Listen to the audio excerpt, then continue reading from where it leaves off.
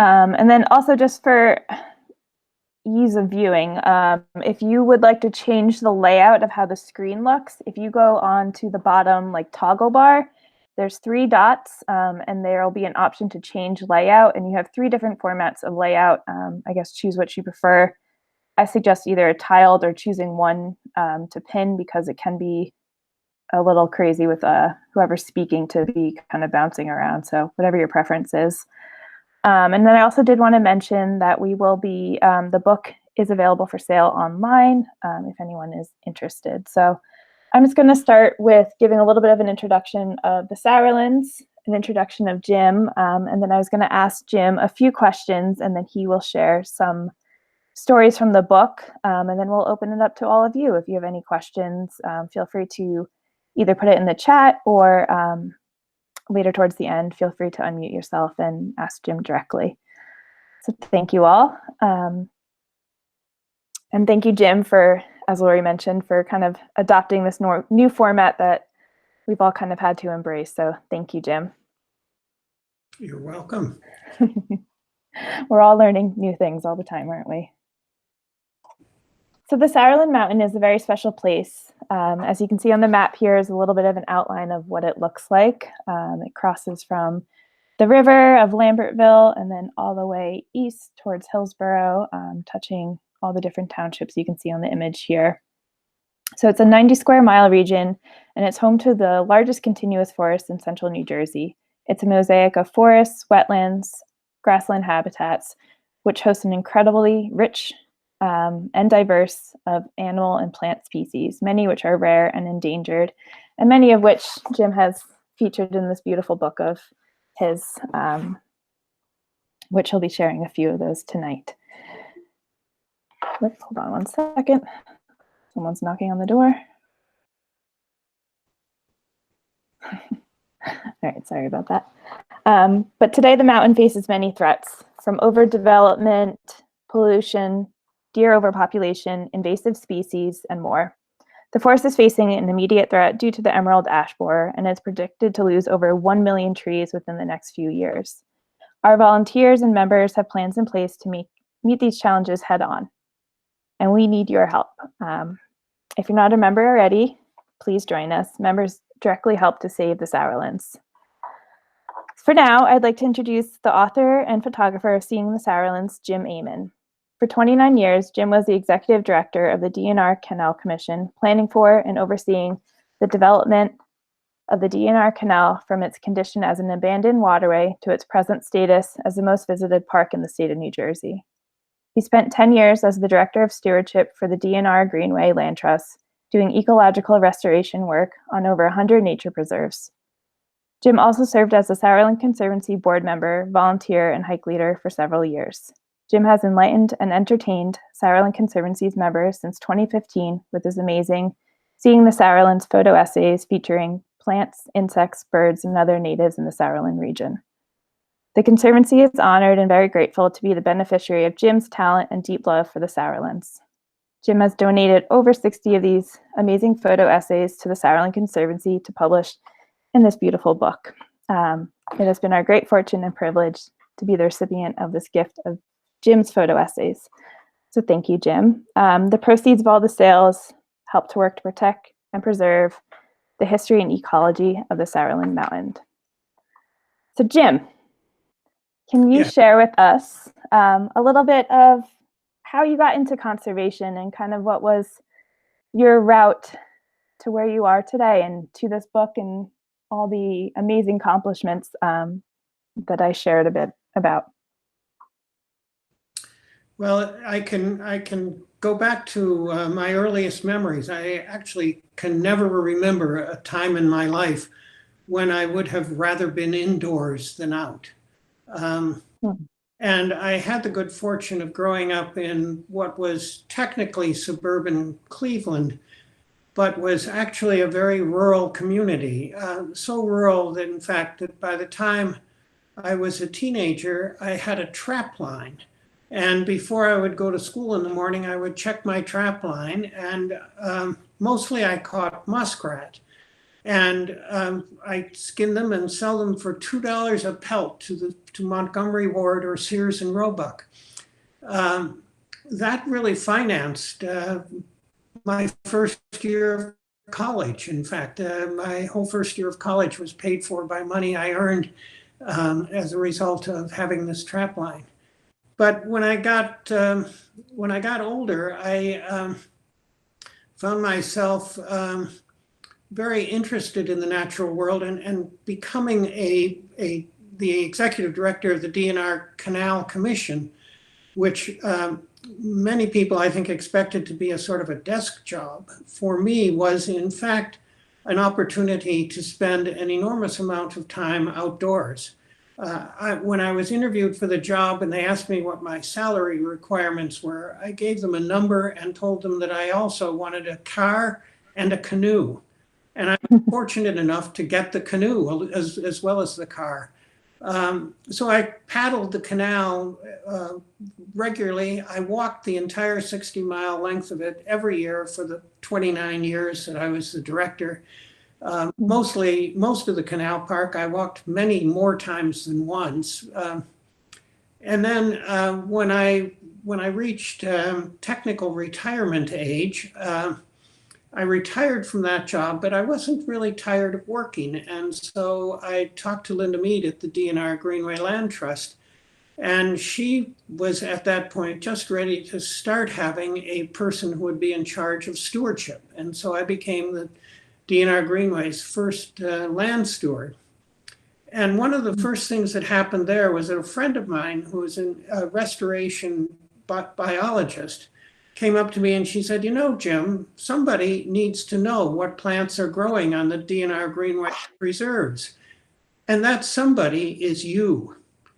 Well, I knew a little bit about the natural world, but I sure did not know enough to meet the standard that she was setting up for me. So every Saturday morning for about 5 years, I went to classes at Bowman's Hill Wildflower Preserve, just south of New Hope, Pennsylvania. And it was one of those cases of the more I got to know, the more I got to love. And when I left the DNR Greenway and started with the Sauerlands Conservancy, I was very fortunate that the Conservancy agreed to my writing and illustrating these essays that are now in the book. Writing these essays has been just a terrific advantage to me. Karina, you mentioned earlier that we're all learning something new with these video broadcasts. Well, I learn something new every time I find a subject to write about. And I just find it terrific fun to all of a sudden want to find out what are clouds? How do clouds stay up in the air, in fact? If they're full of water, why don't they just fall down? And all sorts of wonderful facts like that. I mean, how in fact does a seed work? I mean, there's no photosynthesis on a seed because it's ensconced in a shell. So how does that happen? Well, it turns out that seeds have the nutrients packed in there with them at the time that they are dropped from the plant. And in addition to all of these wonderful facts, I also had found just really wonderful fun things like hearing that a biologist, in describing the seed, which is an embryo, the nutrients for its first life, and a protective shell, as a baby in a box with its lunch. I mean, I just think that's a wonderful description. I'll never think of a seed any other way now, except as a baby in a box with its lunch. And so I have, it has been, I guess, a steady progression, but a sort of an unusual one. I've never formally studied anything about the natural world, except for the classes that I took at Bowman's Hill. Do you still have that canoe? No, the canoe was stayed with the canoe, so I had to give that up, unfortunately. So So we've been talking at Sauerland Conservancy a lot about backyard stewardship, you know, given that all of us are kind of quarantined at home, and with the recent news of the state and county parks being closed, we've kind of really been looking at how can we better take care of the land that we all own, or, you know, it doesn't have to be land, it could be your front yard, it could be, you know, the flower boxes you have. And with your experience of director of stewardship, I'm curious on how you would describe what stewardship is and what that looks like. Well, I'm not sure that I have any real insights into what the definition of stewardship is. To me, stewardship is taking care of the land, and taking care of the land is a very shorthand way of saying that what we're trying to do is to create landscapes that are sustainable and that are comprised of natural elements that work well together. You know, the problem that we have in central New Jersey is that the land is so highly disturbed, and there is a wave of various plants, mostly from Asia, but alien plants anyhow, that have naturalized themselves. And the problem with them is that in the first place, they become so prolific at reproduction that they crowd out other plants, making a much less diverse landscape. The other thing is that the plants from Asia did not evolve with the insects and the birds and the animals that are native to our region.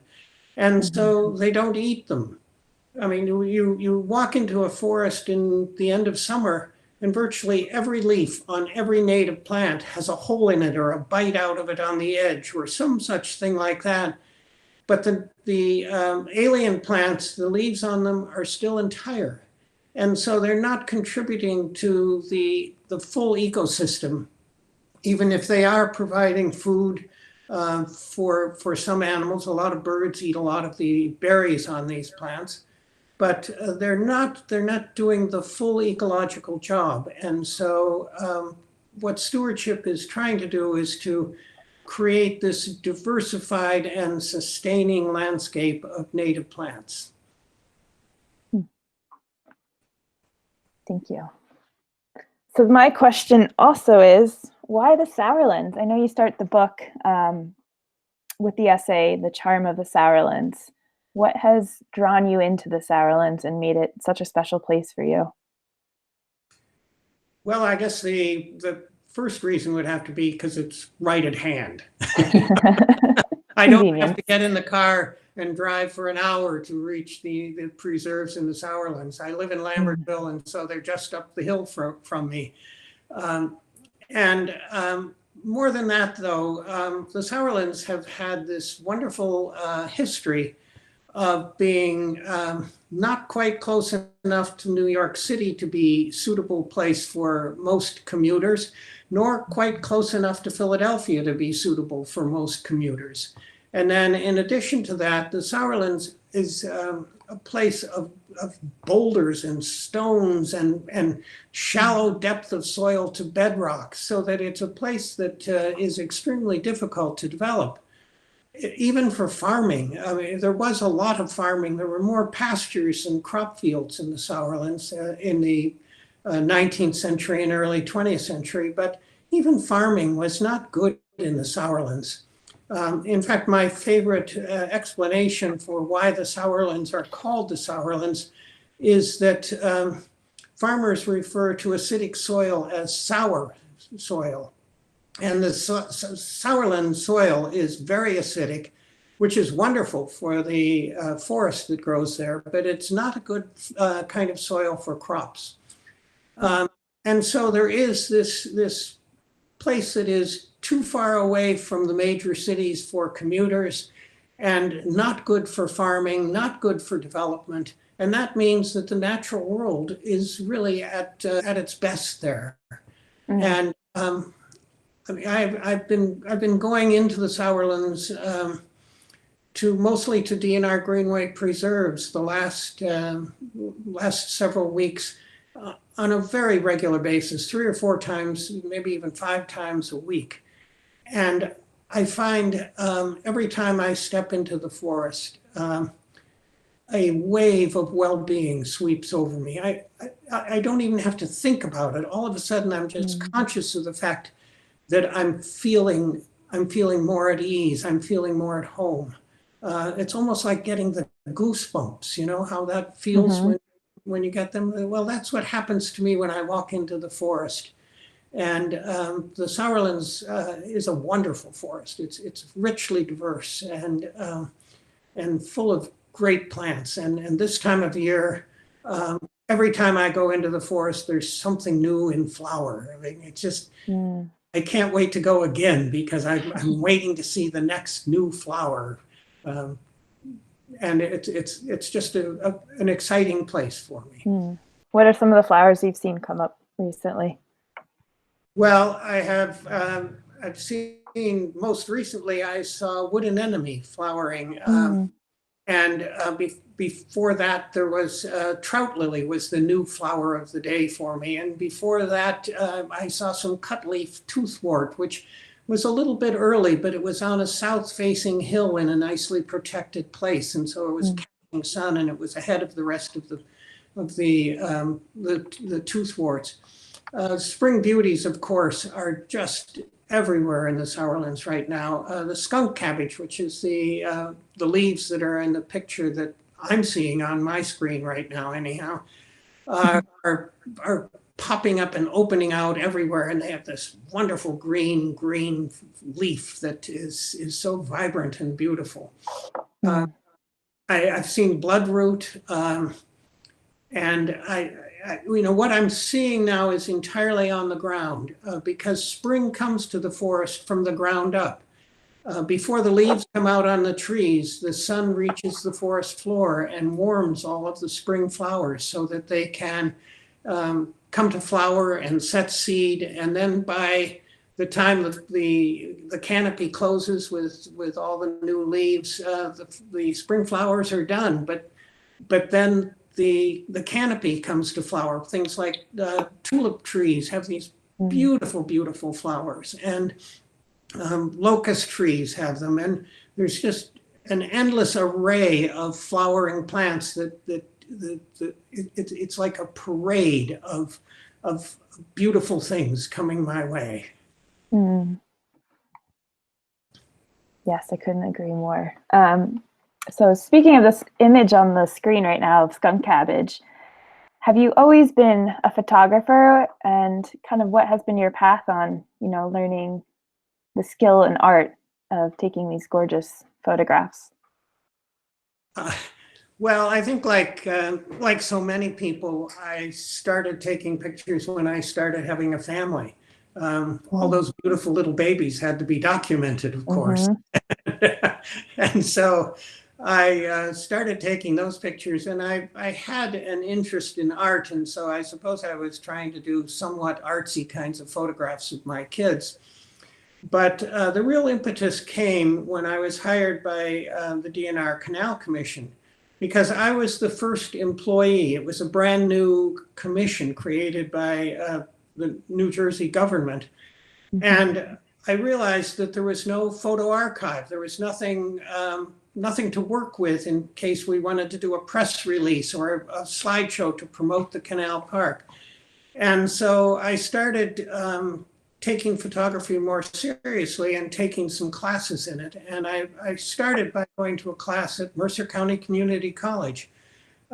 Since then, I have gone 3 times to the main media workshop up in Rockport, Maine, to take week-long workshops on nature photography. And it's like being in the forest, making beautiful photographs of what's there is one of the things that gives me great pleasure. Love it.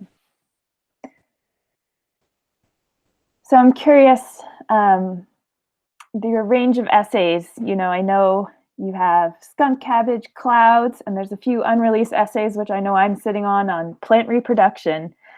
Do you have a kind of a process on creating these photos and essays? And if so, what is that? It's very arbitrary. Sometimes I will have a photograph of something and I'll think, gee, that's a terrific photograph. I'll do an essay on that. What's in that picture? So sometimes the photograph comes first. Other times it's a matter of what is striking my curiosity. You know, the essay that you just referenced, the plant propagation, came about because I began thinking about seeds and how they are made. And I realized that what I understood was that bees fly around in flowers and that they accidentally collect some pollen, and then they fly to another flower and they accidentally deposit the pollen, and a seed is formed. Well, I knew that that was a pretty elementary version of how it happens. And so I got very interested in learning just exactly how that seed does happen. And, you know, like so much else, there are miracles involved, and there are wonderfully intricate and complicated processes. And I find it a real challenge to try and write an essay about such complicated things in a way that somebody who is not an expert can read and enjoy. Mm. And I think that's one of the things I know personally I've enjoyed so much. It's just a lovely way to kind of access some of these different worlds and these different plants and animals and these different mindsets. And it's been a real treat to be able to partake and read them as well. So I think we should maybe turn to sharing some of those essays. I know you had two prepared, American Beech and Forest Soils.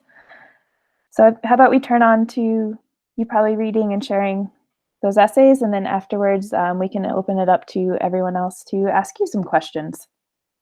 All right. Well, as the photographs on the screen show, the first essay is about the American beech tree. People who are trying to understand the natural world of the Sauerlands can rely upon a number of principles regarding the structure and function of the eastern forest. One of them is that forests grow in vertical layers. At the top is the canopy layer. Under it is the understory, then the shrub, and finally the ground layer where ferns, grasses, and woodland flowers live. Another principle is that as trees age and increase in girth, their bark must expand, and so bark on the trees in the Sauerlands get furrows or plates or strips. The way the bark accommodates growth is one of the defining characteristics of a tree. A third principle, this is more like a law than a principle, is that the deciduous trees lose their leaves in winter. If they don't, they risk providing platforms for snow to build upon, creating enough weight to break limbs or entire trees. American beech trees defy all three of these principles. That defiance, that I'll do it my way attitude, is part of the reason that I really like beeches. If you come across a beech grove in the forest, it is likely that there will not be other species at any level. Unlike the other trees in the Sauerlands, beeches retain their lower limbs, creating a shade that is so dense it retards the growth of even shade-tolerant species. Their lower limbs remain small, even spindly, but they do not atrophy, and they do not die from the lower light, like the limbs of the other deciduous trees. Further, while beeches can reproduce from their seeds, they seldom do. Instead, they send shoots up from their shallow roots. That means that beeches and their shoots occupy all of the space. The shade in a beech grove is all the more dense because beeches retain the leaves on their lower branches and on saplings throughout the year. There is no known evolutionary advantage for a tree in the Sauerlands to retain some of its leaves through the winter, but beeches do. The upper limbs of beech leaves turn yellow and in the fall and drop. but those on the lower limbs and on the saplings turn a rich reddish brown and then start fading as winter sets in. By early spring, the leaves are a pale parchment, but they remain on the limbs until the new leaves arrive. The bark on beeches also defies the standard. It remains a smooth gray sheet from its early age until it dies. It doesn't furrow like a tulip or plait like a dogwood or develop strips like a shagbark hickory. It just gets thinner and thinner. I find the pale, smooth bark on beeches beautiful, but unfortunately, there are some knife-wielding visitors to the woods who find it an irresistible chalkboard on which to memorialize their presence or their love for someone else. Interestingly, although carving on a tree is clearly an act of vandalism and disrespect for the tree, I cannot think of a single instance when I've seen a message of hate on a beech tree. Sometimes there might be a naughty word, but never a message of hate. Since trees get bigger from the top up, those initials will remain at the same height above the ground for the rest of the tree's life, and American beeches can live for about 250 years. In fairness, I should point out that this carving does not in itself cause the tree to die. The opening into the cambium layer made by the carving could be an entrance into the tree for insects or funguses that could kill the tree, but the carving will not. Beeches flower in the spring, but their flowers are small and yellow and come out at the same time that the tree's leaves come out, so they are seldom seen. Over the course of the summer, the flowers, if they've been pollinated, produce a cluster of 3 or 4 nuts. These nuts are highly sought after in the fall by squirrels seeking to build their winter caches, and by several other animals, raccoons, foxes, mice, bear, deer, blue jays, and grouse. It is difficult to get the meat out of a tough beech nut shell, but if you smash it with a rock and taste the meat, you will be rewarded. In fact, humans can eat much of the tree. The new leaves are quite tasty, as is the inside of the bark. Cutting strips of bark to taste them, unless you are starving, is another desecration of the tree. The Latin name for this tree, Fagus grandifolia, means edible large leaves. The famous beech nut gum and baby food, by the way, had absolutely nothing to do with the nuts from beech trees. I said that I like beeches because they are contrary to the normal principles of how trees in the eastern forest grow. But I really love them because when the sun hits their pale gray bark, it produces a soft glow that is one of the loveliest things in the forest.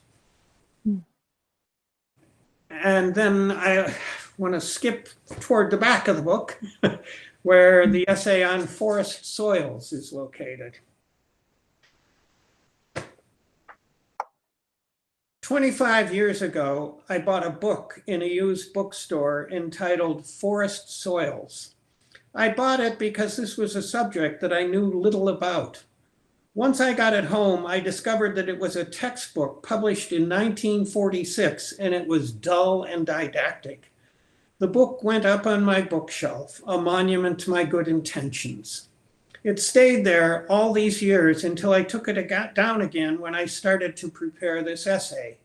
I still found it to be insufferably dull, but before I could put it aside again, I read a statement about soils that the author quoted from an 1891 book. The statement is elegant in both style and concept, and it awakened me to the pleasure that I could get from continuing to research this topic. Here's the statement then. Forest soils, which at first sight seem a mere rude mingling of unrelated materials, is in truth a well-organized part of nature, which has beautifully varied and adjusted its function with the forces that operate upon it. Although it is the realm of mediation between the inorganic and the organic kingdom, it is, by the variety of its functions, more nearly akin to the vital than to the lifeless part of the earth. It is reasonable to compare its operations to those of the plants which it sustains, for in both There are the harmonious functions which lead matter from its primitive condition to the higher estate of organic existence. Think of that. Soil is not just the hard stuff we walk on or the surface that trees somehow grow from. It is more akin to the plants growing in it than it is to a stone. It is almost alive. Well, it's not alive, but it is highly complex and contains an amazing amount of material that is alive. Recently, a soil scientist in upstate New York removed a 1-inch thick section of forest soil that was 1 square foot in area and found 1,356 living creatures, 7 billion bacteria, and many millions of fungi, algae, and protozoa.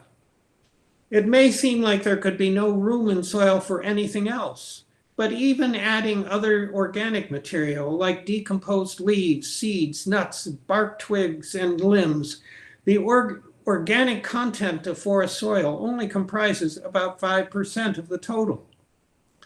The largest component of forest soil is the minerals, sand, silt, and clay.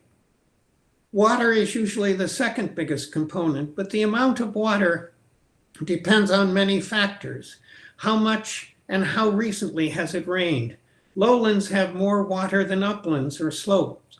Water drains right through sandy soil. It cannot easily penetrate clay soil, and it bonds with humus. Soils also contain gases. Oxygen, carbon dioxide, and nitrogen are present and are essential for plants to grow. The upper layers of forest soil contain a network of mycorrhizal fungus, a fungus that is so interesting that it is truly miraculous. This fungal network surrounds the roots of trees and shrubs and grows into them.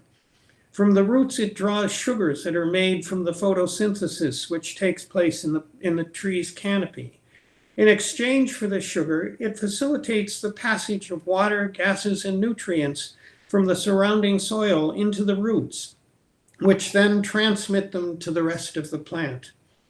Forest soil is also akin to the plants it supports because, like them, it is changing continuously. It is eroded by wind and water. New material is added to it from the organic matter that falls to the forest floor and is broken down by various agents of decomposition. Stones slowly weather and add new minerals to the soil. As water seeps through the soil, it leaches the upper levels of minerals and other nutrients.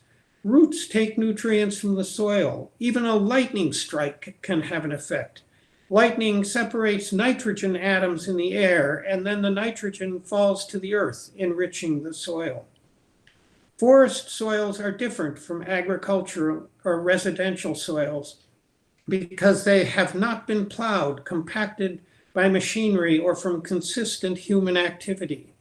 Nor have they had herbicides, pesticides, and fertilizing chemicals poured on them. Forest soil needs to be seen as a precious natural resource, just as we regard the forest itself. And I just can't get over the fact that I never would have thought that I would have found doing an essay on dirt as interesting as I found this. I love it. Thank you for sharing those.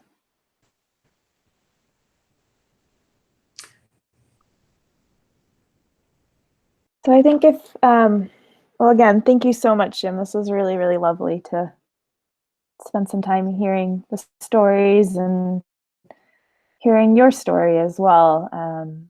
So I wanted to open up if anybody would like to unmute themselves and if they want to ask Jim something or if they want to make a comment or anything like that, feel free to do so. You can also use the chat bar if you'd like as well. I'll be very disappointed if no one has any comment.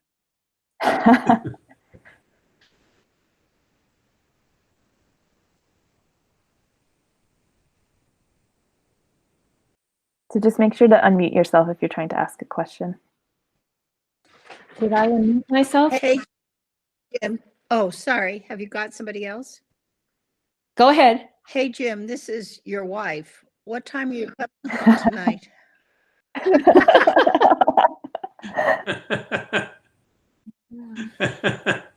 Depends on how many questions.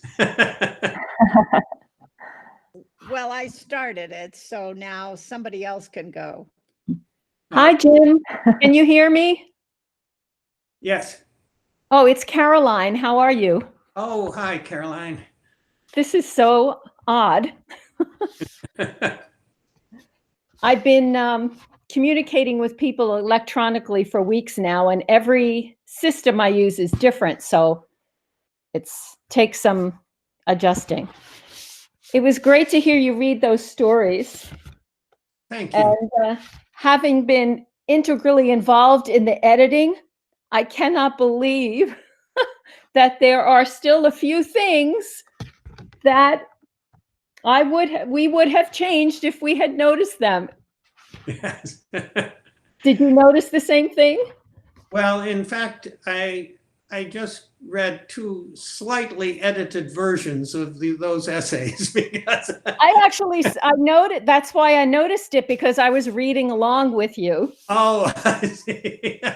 Well, I read them aloud to myself earlier and stumbled a couple of places and thought, I need to fix that.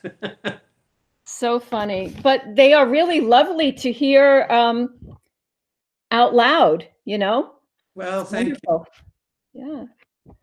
I was wondering, some of the most dramatic photos in the book are the ones with the black background.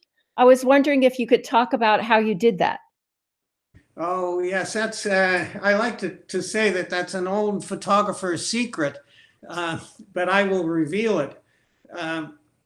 What I did was that I took a black T-shirt into the woods and used it as background. For some of the flowers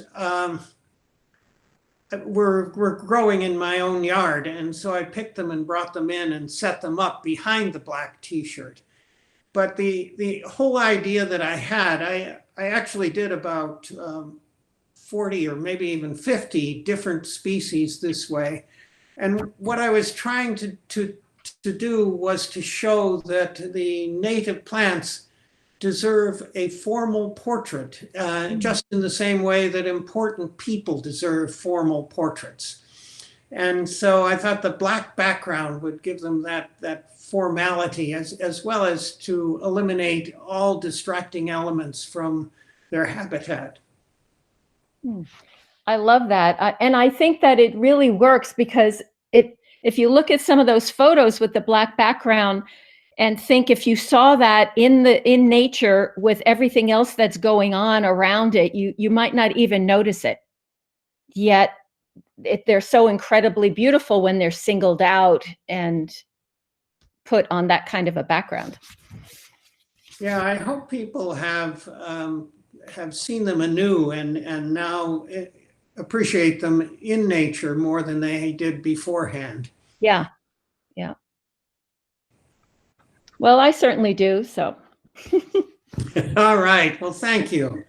And thank you for your wonderful contribution to this book, Caroline. Oh, my pleasure.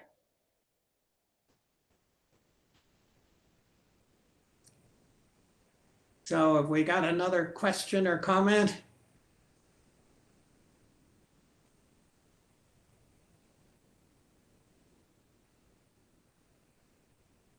We have a question from Lori. She wants to know, what is your favorite essay? Lori, you know better than to ask a question like that. That's like asking you, which is your favorite child? Well,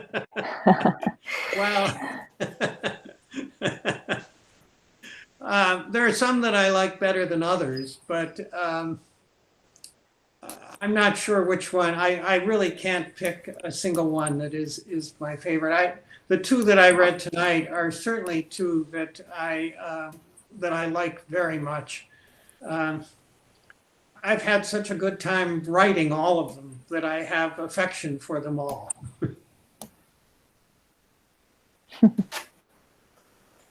Wise answer.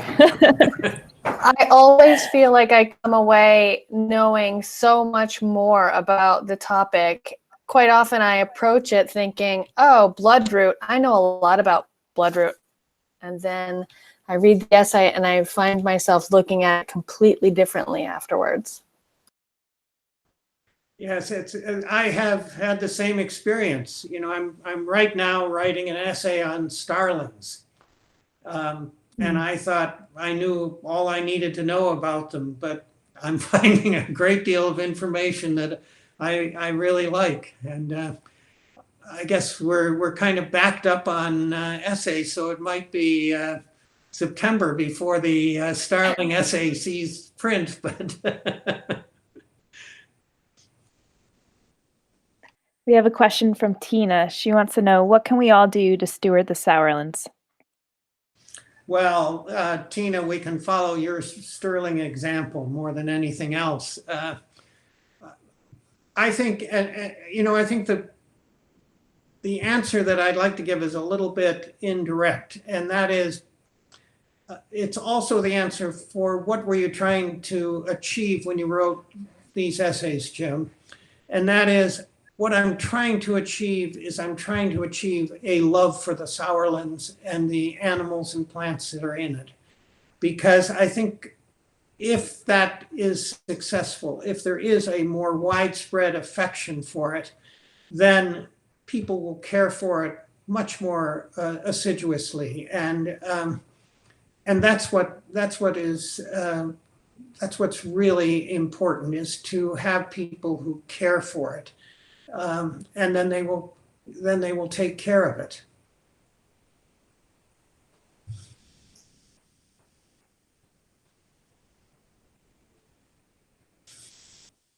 Well, thank you too, Tina. Are there any other questions?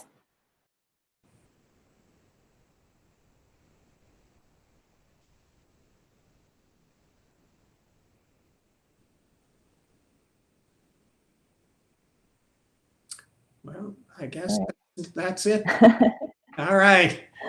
Well, it was fun doing this, and I hope that everybody enjoyed it as much as I did. Yes, thank you, everyone, and thank you, Jim. It was a pleasure.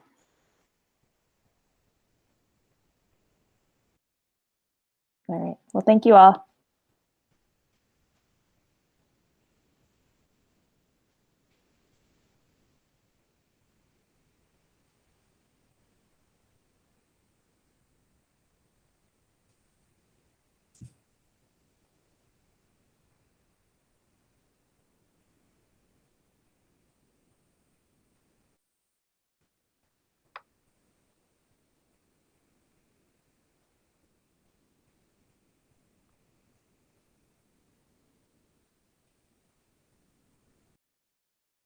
All right, I'm going to close the Okay. meeting then.